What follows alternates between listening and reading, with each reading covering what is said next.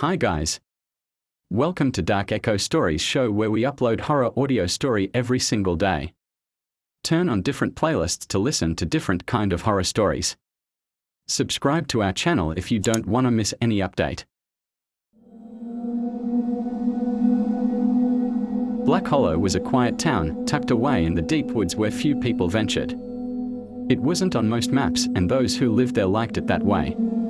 Life was simple: church on Sundays, coffee at the diner, children playing in the single park near the old mill. The town had no crime, no scandals. It was the kind of place people either stayed in forever or never knew existed. And then, one night, every single person vanished. The discovery was made by a truck driver passing through. He pulled into the gas station just after dawn, expecting to see the usual sleepy town coming to life. Instead, he found it silent. The pumps were unattended, the store open but empty. There was no cashier at the counter, though a steaming cup of coffee sat next to the register. Curious, he crossed the street to the diner. The door was unlocked. Inside, plates of half-eaten food sat untouched, coffee still warm in mugs. A radio played soft country music, but there were no waitresses, no customers. A car outside had its driver's door open, keys dangling from the ignition. Panic set in. The driver ran from building to building, calling out for someone, anyone. But the town was empty. Every house, every store, every street. The people of Black Hollow were simply gone. Detective Mark Holloway arrived later that day with a team of officers. He had investigated disappearances before, runaways, kidnappings, even murders. But never an entire town. The first thing he noticed was the silence. No birds. No wind. Just an eerie stillness pressing in from all sides. It felt unnatural. His team split up, checking homes and businesses.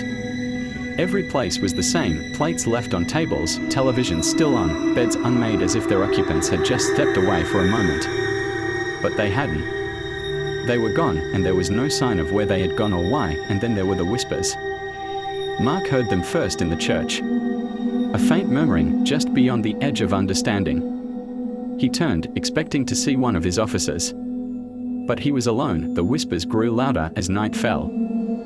By midnight, the officers had set up a base in the town's police station. Radios crackled with static.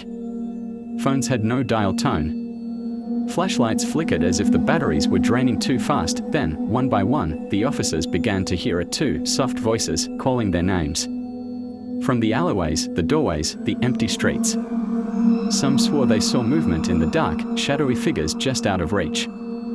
Officer Lane was the first to disappear. One moment, he was standing by the patrol car, smoking a cigarette. The next, his radio let out a burst of static, and he was gone. His cigarette still smoldered on the pavement. Panic spread. The officers huddled together in the station, guns drawn, but the whispers only grew louder. The lights flickered violently, and then, the station doors creaked open. Officer Lane was the first to disappear. One moment, he was standing by the patrol car, smoking a cigarette. The next, his radio let out a burst of static, and he was gone. His cigarette still smoldered on the pavement. Panic spread. The officers huddled together in the station, guns drawn, but the whispers only grew louder. The lights flickered violently, and then, the station doors creaked open. By morning, Black Hollow was empty again. The police cars were still parked outside the station. The radios lay scattered across the floor, buzzing with static. There were no signs of struggle. No blood. No bodies, just silence, and the wind, whispering through the abandoned town. If you have turned the playlist named True Horror Story on, then next story is right on the way. Like this video if you like and more recommendation. Don't forget to subscribe to check out next.